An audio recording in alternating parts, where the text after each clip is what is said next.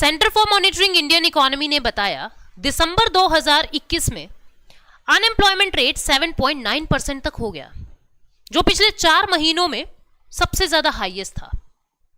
यही unemployment rate अगस्त 2022 में बढ़ के 8.3% हो जाता है। क्या हो रहा है भारत में?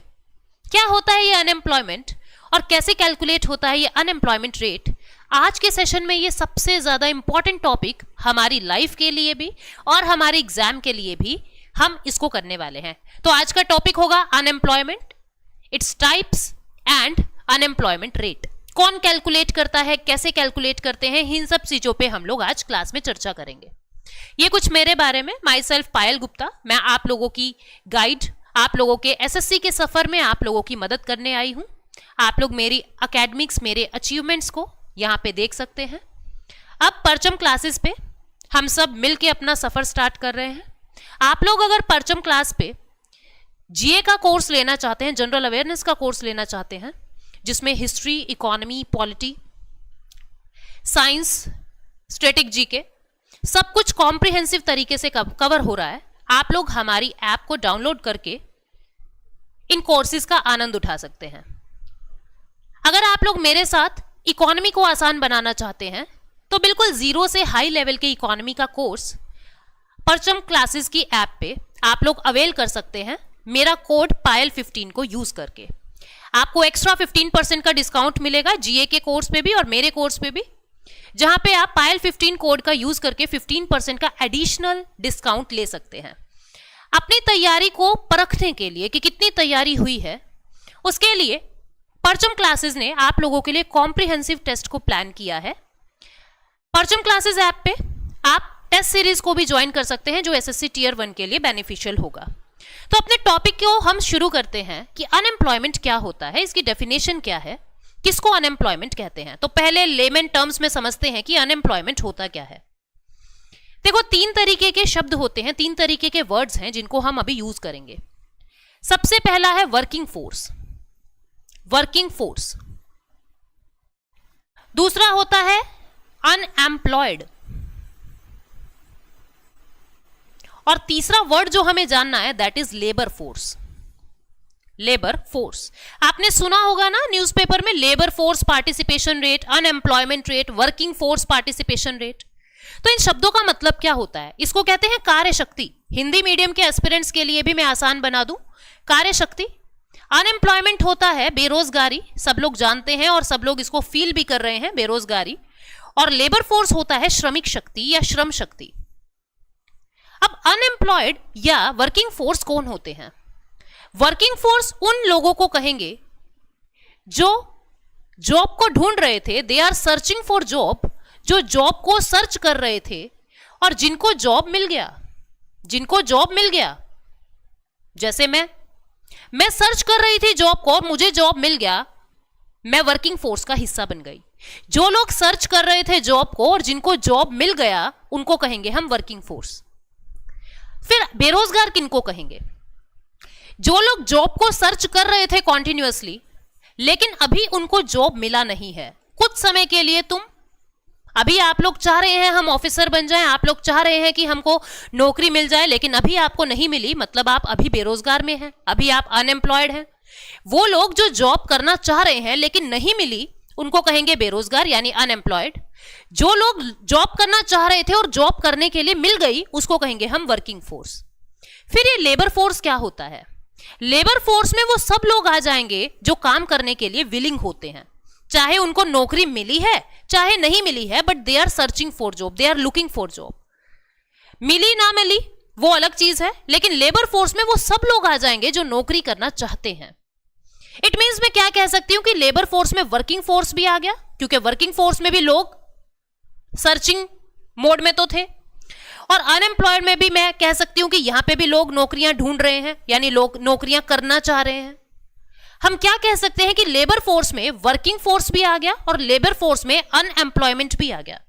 लेबर फोर्स क्या हो गया? वो सारे लोग, वो सारे पर्सन्स, उन लोगों का ग्रुप जो विलिंग है काम करने के लिए, जिनको काम मिल गया और जिनको काम नहीं मिला, वो सब लोग इस कैटेगरी में आ जाएंगे। इट मीन्स हम यहां से क्या कह सकते हैं कि जो ये अनएम्प्लॉयमेंट होता है, हम क्या कह सकते हैं कि जो ये अनएम्प्लॉयमेंट होता है, अनएम्प्लॉयमेंट के लिए हम कैसे इक्वेशन को सॉल्व करेंगे, ये पेपर में पूछा भी जा चुका है एक बार कि अनएम्प्लॉयमेंट किसके इक्वल आ गया, it will be equal to labour force minus working force. यहां से हमने एक इक्वेशन कंक्लूड कर दी कि unemployment is equal to labour force minus working force. Means श्रम शक्ति में से अगर आप कार्य शक्ति हटा दें तो आपको बेरोजगारी मिल जाएगा। तो तीन शब्द हमने जाने, वर्किंग फोर्स क्या होता है, वो लोग जो काम ढूंढ रहे थे और जिनको काम मिल गया। बेरोजगार कौन है, अनएम्प्लॉयड कौन है, वो लोग जो काम ढूंढ रहे थे लेकिन अभी काम नहीं मिला। और लेबर फोर्स में कौन आएंगे, वो लोग जो काम ढूंढ रहे थे, काम मिला नहीं मिला, सब लोग इस कैटेगरी में आ जाएंगे। लेकिन कहीं पे भी आप देखो उन लोगों की लिस्ट ही नहीं है जो काम करना ही नहीं चाहते। कुछ लोग होते हैं जो वॉलेंटरली काम करना ही नहीं चाहते कि मेरी किस्मत में तो राजयोग है, मैं तो बैठे बैठे राजा बनूंगा, मुझे काम करना ही नहीं है। हम उसको ऑफर कर रहे हैं कि भाई नौकरी कर ले, काम कर लो, लेकिन वो कह रहा है नहीं मुझे नहीं करना, तो उसको किसी भी लिस्ट में हम नहीं लेंगे। The person who are not willing to do anything, जो काम करना ही नहीं चाह रहा है, ना तो आप उसको वर्किंग फोर्स में लेंगे, ना ही आप उसको अनएम्प्लॉयमेंट में लेंगे, और ना ही आप उसको लेबर फोर्स में लेंगे। मतलब तीनों ही शब्दों के अंदर, तीनों ही वर्ड्स के अंदर एक चीज कॉमन है कि all these three categories are willing to do job. काम मिला नहीं मिला सबको इंक्लूड कर दिया। ये इस तरीके से कैटेगराइजेशन हमने देखा। हम अपनी स्लाइड को और देख लेते हैं कि unemployment occurs when a person who is actively searching for employment, कोई भी व्यक्ति, कोई भी इंसान, कोई भी पर्सन जो एक्टिवली सर्च कर रहा था एम्प्लॉयमेंट के लिए, बट ही और she is unable to find work, लेकिन काम मिला नहीं है उसे, अनेबल है वो भी, उनको काम मिला नहीं है। It is often used as a measure of the health of economy. और अनएम्प्लॉयमेंट को एक इंडिकेटर की तरह यूज करते हैं हमारी इकोनॉमी की हेल्थ को बताने के लिए। जैसे हम अपनी हेल्थ को बताने के लिए क्या कहते हैं कि मेरी बॉडी का टेम्परेचर 37 डिग्री सेल्सियस है, 98.4 डिग्री फ़ारेनहाइट है। मींस हमने अपनी हेल्थ बता दी कि हम परफेक्टली फाइन है और हमारी बॉडी टेम्परेचर ठीक है।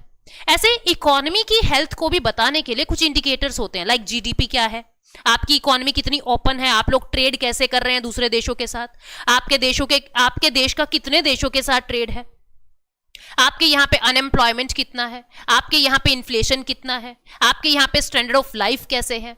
ये सब चीजें इकोनॉमी की हेल्थ को बताती हैं। उन्हीं में से ही एक इंडिकेटर हमने देखा, अनएम्प्लॉयमेंट। अभी अनएम्प्लॉयमेंट कितने टाइप्स का होता है और उन सब टाइप्स का मतलब क्या है, ढूंढना आप कौन सी कैटेगरी में आते हैं। ये तीन शब्द हमने समझे कि what is working force, what is unemployment and what is labour force. हम बिल्कुल डिटेल में इनको समझ चुके हैं।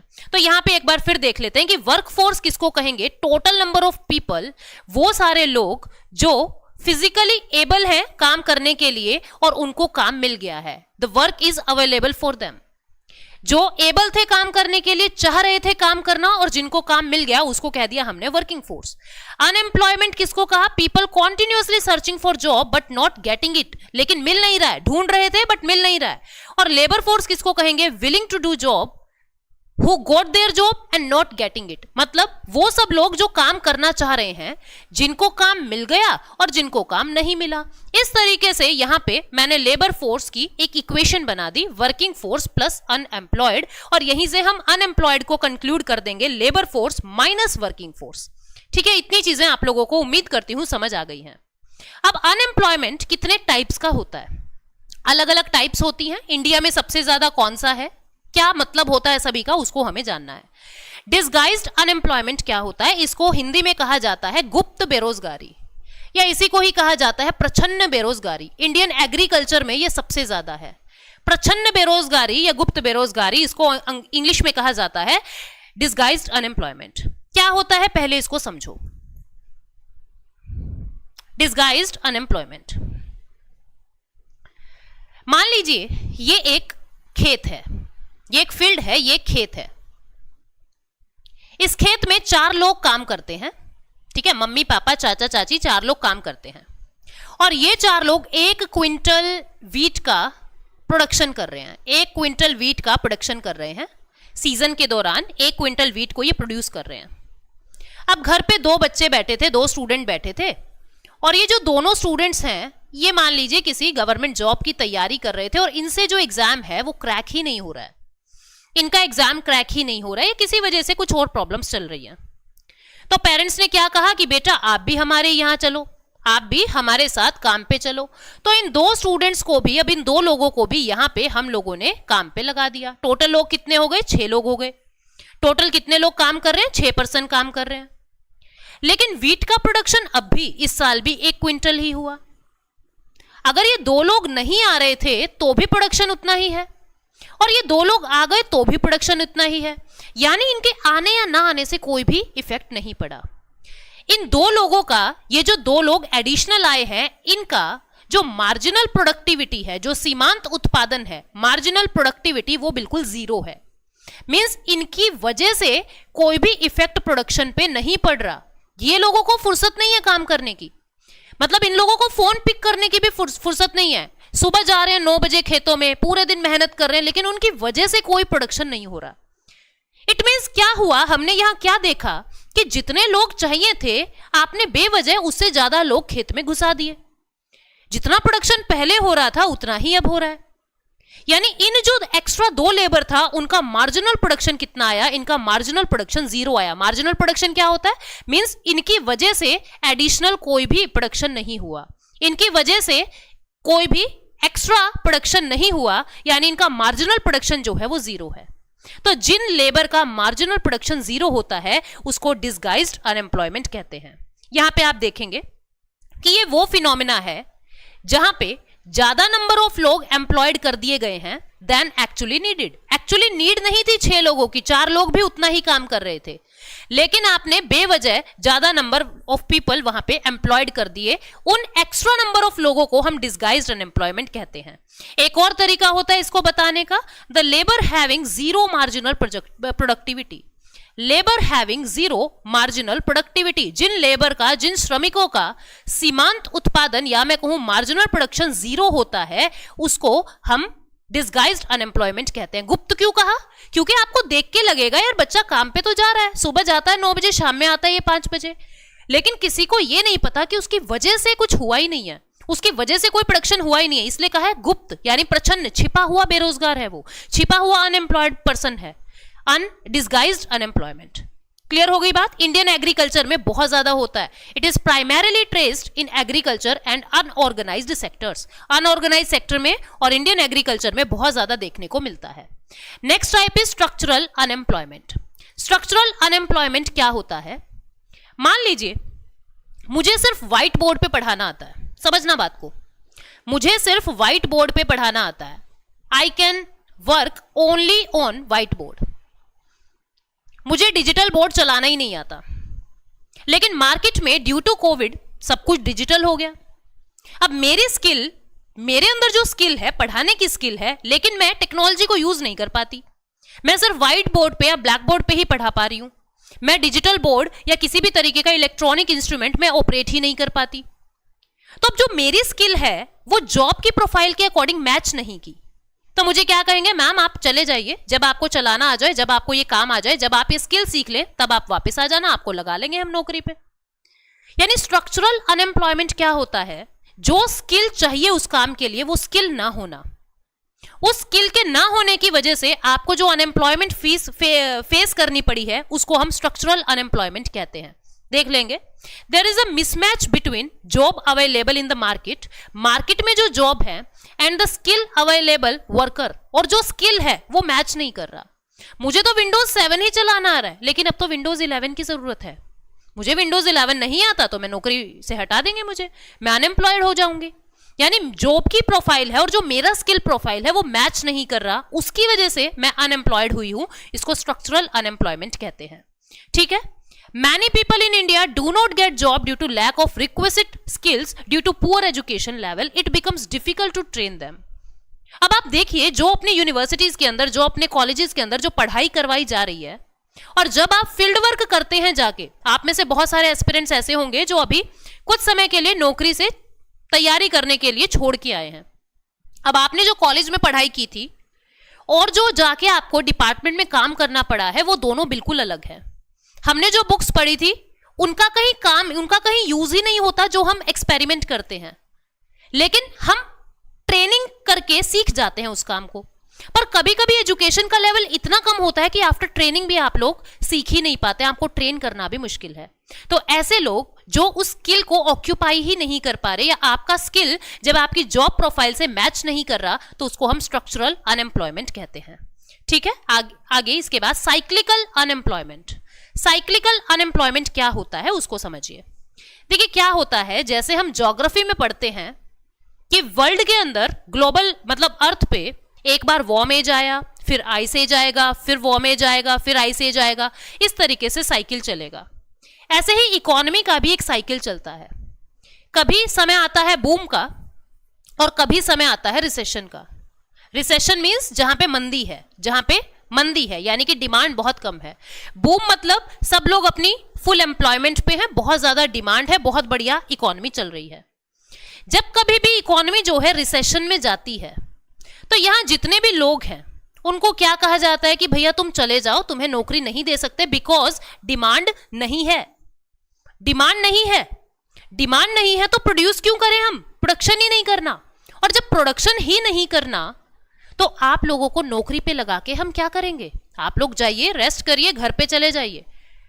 उन लोगों को बेरोजगार कर दिया, क्यों, बिकॉज इकोनॉमी अच्छी नहीं चल रही है, इकोनॉमी में रिसेशन चल रहा है। जैसे ही ये इकोनॉमी फिर से ग्रो करेगी, फिर से उन सब लोगों को नौकरी मिल जानी है, क्योंकि उनके पास एक्सपीरियंस है, उनको काम करना आता है, उनका स्किल सेट भी इस प्रोफाइल से मैच कर रहा था।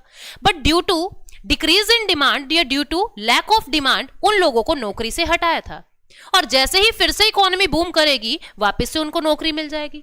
तो जो लोग इस फेज में बेरोजगार हुए हैं उसको हम साइक्लिकल अनएम्प्लॉयमेंट कहते हैं, क्योंकि वो इकोनॉमिक साइकिल की वजह से बेरोजगार हुए हैं। आप देख सकते हैं, देखिए, it is result of the business cycle, ये बिजनेस साइकिल की वजह से होता है, where unemployment rises during recession, recession के दौरान अनएम्प्लॉयमेंट बढ़ता है, and declines with economic growth, जैसे ही इकोनॉमिक ग्रोथ होती है ये अनएम्प्लॉयमेंट डिक्लाइन होना शुरू हो जाता है। ठीक है, साइक्लिक अनएम्प्लॉयमेंट इंडिया में नेग्लेजिबल है, इंडिया में नेग्लेजिबल है। अपने यहाँ पे इतने शार्प चेंजेस नहीं आते कि बहुत ज्यादा रिसेशन आ गया, बहुत ज्यादा बूम आ गया। हमारे भारत के अंदर ना तो बहुत ज्यादा बूम आता है और ना ही बहुत ज्यादा रिसेशन आता है। तो इंडिया के अंदर साइक्लिक अनएम्प्लॉयमेंट बहुत ही नेग्लेजिबल देखने को मिलता है। आगे बढ़ते हैं, टेक्नोलॉजिकल अनएम्प्लॉयमेंट क्या है। टेक्नोलॉजिकल अनएम्प्लॉयमेंट समझो, जैसे मान लीजिए पहले 10 विमेन्स एक मैट बना रही है हाथ से। एक मैट बनाने के लिए, एक दरी बनाने के लिए 10 महिलाओं को, 10 विमेन्स को हाथ से काम करना पड़ता है। लेकिन अब क्या हो गया, due to technological advancement, due to technological advancement, due to mechanisation, मशीनों के बहुत ज्यादा आने की वजह से अब 10 औरतों की जरूरत नहीं है। एक विमेन ही, सिंगल विमेन ही मशीन की मदद से 10 दरियां, 10 मैट बना सकती हैं। अब जो बाकी महिलाएं थी, बाकी विमेन्स थी, वो तो बेरोजगार हो जाएंगे, क्योंकि अब इतनी विमेन्स की जरूरत ही नहीं है, इतना मैन पावर चाहिए ही नहीं, मशीन ने उसको रिप्लेस कर दिया। पहले आपने देखा होगा आढ़तियों की दुकान पे ऐसे मुनीम बैठे होते थे, है ना, कैशियर, बड़े बड़े बही खाते लेके बैठते थे, फिर ऐसे लाइंस लगा लगा के उसके अंदर सारी एंट्रीज लिखते थे हाथों से। आज के टाइम में क्या है, कंप्यूटर किया, अपने आप सब कुछ चलता रहता है, अपने आप कैलकुलेशंस हो रही है। यानी अब हमको जरूरत ही नहीं है इतनी ज्यादा मैन पावर की। यानी टेक्नोलॉजी एडवांसमेंट की वजह से या मैकेनाइजेशन की वजह से जितने भी लोग बेरोजगार हो रहे हैं, जितने भी लोग अनएम्प्लॉयड हो रहे हैं, उनको हम क्या कहेंगे, उनको हम कहेंगे कि ये टेक्निकल अनएम्प्लॉयड पर्सन है, ये टेक्निकल अनएम्प्लॉयड पर्सन है। There is job loss due to technological changes. 2016 में वर्ल्ड बैंक के डाटा ने प्रिडिक्ट किया कि ईयर और ईयर ऑटोमेशन की वजह से इंडिया में 69% job loss due to technological upgradation हो रहा है। टेक्नोलॉजी की वजह से लोगों को काम नहीं मिल पा रहा है, क्योंकि मशीनों ने इंसान को रिप्लेस कर दिया। इसके बाद फ्रिक्शनल अनएम्प्लॉयमेंट क्या होता है, आप में से बहुत सारे बच्चे फ्रिक्शनल अनएम्प्लॉयमेंट के शिकार होंगे अभी। एक तो ये वॉलेंट्री होता है, अपनी इच्छा से करते हैं हम, हमारे साथ जबरदस्ती नहीं है, ये वॉलेंट्री अनएम्प्लॉयमेंट होता है। पहला तो इसका फीचर ये है।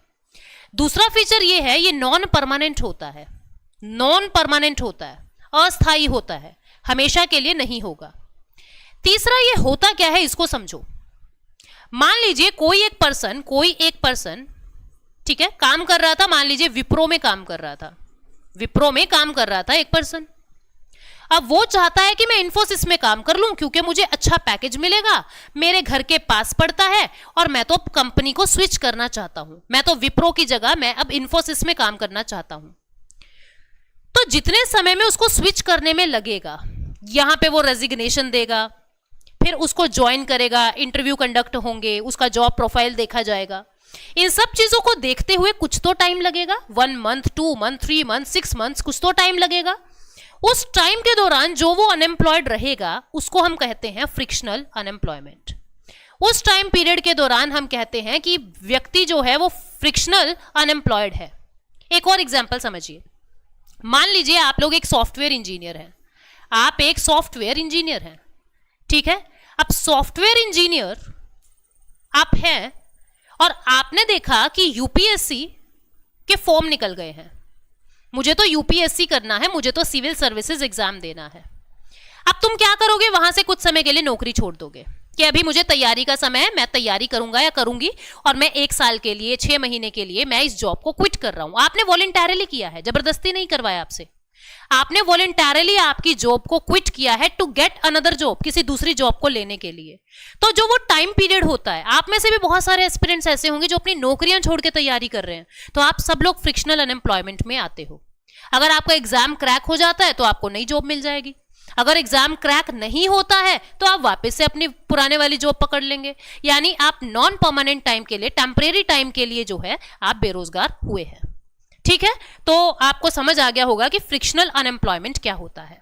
यहां पे आप देख सकते हैं frictional unemployment also called as search employment, इसको सर्च एम्प्लॉयमेंट भी कहते हैं। इसका मतलब ये होता है, ये वो टाइम लैग होता है, वो टाइम गैप होता है, वो टाइम डिफरेंस होता है जब एक इंसान एक नई जॉब के लिए सर्च कर रहा है। जो ये स्विचिंग टाइम पीरियड होता है इसको ही हम फ्रिक्शनल अनएम्प्लॉयमेंट कहते हैं।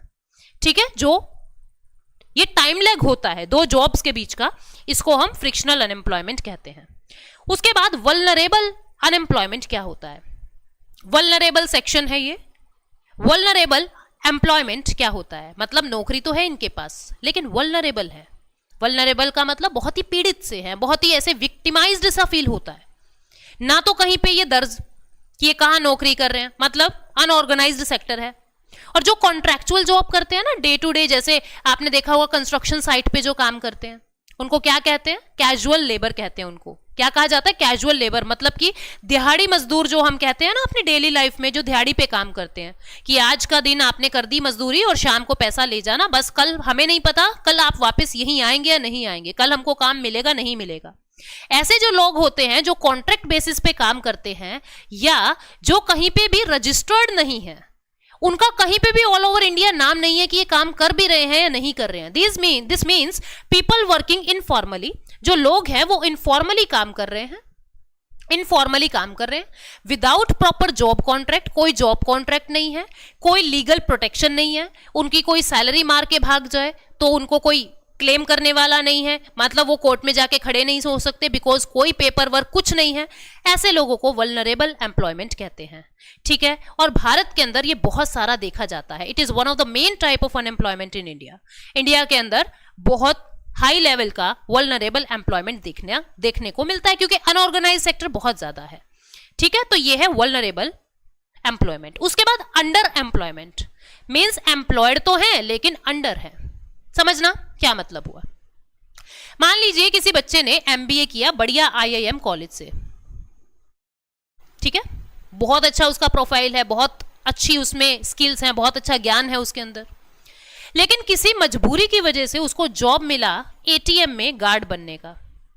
एटीएम गार्ड बना हुआ है, ग्रुप डी की जॉब कर रहा है वो, कहीं पे पियून की जॉब कर रहा है वो।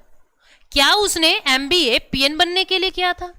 मैं पीएन को बुरा नहीं कह रही, मैं एटीएम गार्ड को बुरा नहीं कह रही, लेकिन बच्चे ने क्या किया था, एमबीए किया था आईआईएम कॉलेज से, और उसके बाद किसी मजबूरी की वजह से उसको ये नौकरियां करनी पड़ रही है क्योंकि उसके टाइप की नौकरी उसको मिली नहीं भारत में, वहां तो वैकेंसी नहीं है, और इस वजह से घर भी चलाना है, घर चलाने के लिए वो इस तरीके की नौकरियां कर रहा है।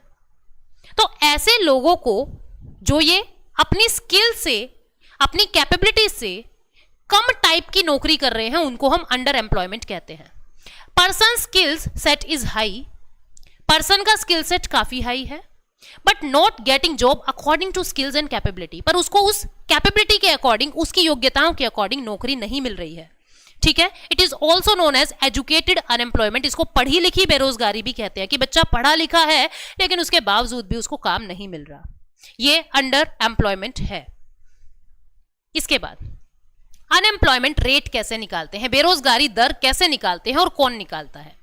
देखो, अनएम्प्लॉयमेंट रेट निकालने के लिए क्या करना पड़ेगा, अनएम्प्लॉयड जितने भी बेरोजगार लोग हैं, जितने भी अनएम्प्लॉयड लोग हैं, divided by labour force, divided by labour force means labour force क्या था, वो सब लोग जो विलिंग है काम करने के लिए, मिला या नहीं मिला वो सब आ जाएंगे, into 100, because we are calculating rate, तो इसलिए इनटू 100 ये आपको अनएम्प्लॉयमेंट रेट मिल जाएगा, अनएम्प्लॉयमेंट रेट मिल जाएगा। ये अनएम्प्लॉयमेंट रेट का एग्जाम्पल देती हूं मैं, कैसे निकालोगे, ठीक है, आपको एक बिल्कुल अच्छे से क्लैरिटी हो जाएगी। मान लीजिए एक जगह है, उसमें टोटल पॉपुलेशन कितनी है, टोटल पॉपुलेशन वहां पे 100 है, 100 में से 10 लोग ऐसे हैं जो काम करना चाहते ही नहीं है, वो वॉलंटरली बेरोजगार पड़े हैं, उनको काम ही नहीं करना है, वो कोई राजयोग की वेट कर रहे हैं, हम राजा बनेंगे बैठे बैठे, ठीक है। और इसमें से 90 लोग वो हैं जो काम करना चाह रहे हैं, they are searching for job. इन 90 में से 40 लोगों को मान लीजिए जॉब मिल चुका है और 50 लोग still looking for job, still looking for job, लेकिन इनको अभी नहीं मिला है। तो पहले तो हम लोग देख लेते हैं ये सब क्या है, किसको क्या कहेंगे। इनको तो हम लिस्ट में लेंगे ही नहीं, ये तो कुछ नहीं है, ये तो खराब लोग हैं, है ना, ये बैठे बैठे हराम का खा रहे हैं, कुछ नहीं है। ये 90 लोग कौन है, ये लेबर फोर्स का हिस्सा है, क्योंकि ये वो लोग हैं जो काम ढूंढ रहे हैं, मिला नहीं मिला कोई बात नहीं, बट ढूंढ रहे हैं। 40 लोग कौन आ जाएंगे, काम ढूंढ रहे थे और काम मिल गया, ये मैं कह रही हूं वर्किंग फोर्स है। और ये 50 लोग काम ढूंढ रहे थे लेकिन अभी नहीं मिला, ये हमारे अनएम्प्लॉयड पर्सन है। अब मैंने कहा कि आप लोगों को अनएम्प्लॉयमेंट रेट निकालना है, कैसे निकालोगे, अनएम्प्लॉयमेंट, अनएम्प्लॉयमेंट या unemployed divided by labour force, not total population, गलती मत करना, यहां टोटल पॉपुलेशन नहीं आएगा, बच्चों की जनरली ये गलती रहती है, इनटू 100। तो अनएम्प्लॉयड कितने हैं हमारे 50, लेबर फोर्स कितना है 90, इनटू 100, जो आंसर आएगा that will be your unemployment rate. कौन निकालता है अनएम्प्लॉयमेंट रेट, कौन कैलकुलेट करता है, नेशनल स्टैटिस्टिकल ऑफिस, ये सर्वे नहीं आएगा यहां, national statistical office, NSO, national statistical office, ये रेट निकालता है। और NSO कौन सी मिनिस्ट्री का हिस्सा है, MOSPI का, ministry of statistics and programme implementation का हिस्सा है। ये मिनिस्ट्री के अंडर ये डिपार्टमेंट है, नेशनल स्टैटिस्टिकल ऑफिस, जो इंडिया के अंदर अनएम्प्लॉयमेंट रेट्स को कैलकुलेट करता है। ये हमने बातें जानी कुछ बेसिक अनएम्प्लॉयमेंट के बारे में। अब कुछ MCQ प्रैक्टिस करते हैं कि हमें कितना आया है। What type of unemployment is found in India, Bharat में कौन सा अनएम्प्लॉयमेंट देखने को मिलता है, स्ट्रक्चरल, सीजनल। अच्छा, सीजनल अनएम्प्लॉयमेंट भी जानो क्या होता है। सीजनल अनएम्प्लॉयमेंट होता है कि किसी एक टाइम पीरियड के लिए आप बेरोजगार हो जाते हैं, एक ईयर के अंदर मैक्सिमम टाइम पीरियड के लिए आप बेरोजगार रह रहे हैं, भाई 2 ही महीने काम करने को मिल रहा है। फॉर एग्जाम्पल, जो जिनका कंबल का काम है, ब्लैंकेट्स का काम है, जैसे ही गर्मी आएगी वो बेरोजगार होके बैठ जाएंगे, जैसे ही सर्दी आएगी उनको काम मिल जाएगा। AC का काम है, कूलर का काम है, इनको गर्मी में तो काम मिल जाता है बट सर्दी में ही बेरोजगार हो जाते हैं। तो सीजन के अनुसार जो अनएम्प्लॉयड होते हैं उनको हम सीजनल अनएम्प्लॉयमेंट कहते हैं। तो structural unemployment, seasonal unemployment, disguised unemployment, या ये सभी, तो इंडिया के अंदर ये चारों ही तरीके के अनएम्प्लॉयमेंट देखने को मिलते हैं, चारों ही तरीके के अनएम्प्लॉयमेंट देखने को मिलते हैं, अभी हमने जाना था। नेक्स्ट क्वेश्चन है, which type of unemployment has the marginal productivity of the worker as 0। कौन सी अनएम्प्लॉयमेंट में वर्कर्स का मार्जिनल प्रोडक्टिविटी यानी सीमांत उत्पादन 0 होता है, मतलब वो आ तो रहे हैं काम पे बट उनकी वजह से कोई इफेक्ट नहीं पड़ा। याद करो वो खेत वाला एग्जांपल कौन सा था, डिस्गाइज्ड अनएम्प्लॉयमेंट, डिस्गाइज्ड अनएम्प्लॉयमेंट इसका आंसर आ जाएगा। क्वेश्चन नंबर 3 ध्यान से समझोगे। If new computers are being installed in a company, किसी कंपनी में नए कंप्यूटर इंस्टॉल कर दिए गए हैं, and some employees are fired from the job, और कुछ लोगों को इस वजह से जॉब से निकाल दिया क्योंकि उनको वो कंप्यूटर नॉलेज नहीं थी, ये किस तरीके की अनएम्प्लॉयमेंट है। अब बिल्कुल आसान है, स्ट्रक्चरल, बिकॉज जो स्किल सेट चाहिए आपके अंदर वो स्किल सेट नहीं है। उस जॉब को जो स्किल्स चाहिए वो स्किल्स में आप पीछे रह गए हैं, इस वजह से आपको नौकरी से हटा दिया है। इस तरीके की बेरोजगारी को हम स्ट्रक्चरल अनएम्प्लॉयमेंट कहते हैं, भारत में बहुत ज्यादा देखने को मिल रही थी। Next question is what type of unemployment is found in agriculture sector of India. Bharat की एग्रीकल्चरल सेक्टर में कौन सी बेरोजगारी मिलती है? डिस्गाइज्ड, वॉलेंट्री, फ्रिक्शनल या नन ऑफ द अबव। तो वॉलेंट्री तो होता नहीं है, इच्छा से तो कोई बेरोजगार होता नहीं है। फ्रिक्शनल मतलब आप जब नौकरियां स्विच कर रहे हैं, जब आप जॉब को स्विच कर रहे हैं, जो टाइम लैग होता है उसको कह रहे थे। डिस्गाइज्ड क्या था? एक से बहुत सारे लोग, घर के सब लोग खेत में लग जाते हैं। क्या करता है लड़का? खेती करता है। क्या करता है भाई? खेती करता है। पिता क्या करता है? खेती करता है। सब खेती करते हैं और प्रोडक्शन उतना ही है। तो एग्रीकल्चरल सेक्टर में डिस्गाइज्ड अनएम्प्लॉयमेंट ज्यादा देखने को मिलता है। तो this is it for today. आप लोग अगर मेरे साथ इकोनॉमी को इसी तरीके से पढ़ना चाहते हैं तो आप लोग परचम ऐप को डाउनलोड कीजिए और एसएससी के कोर्स में या कंप्लीट जीए के कोर्स में आप लोग इकोनॉमी मेरे साथ अपना सफर शुरू कर सकते हैं। Thank you so much, take care.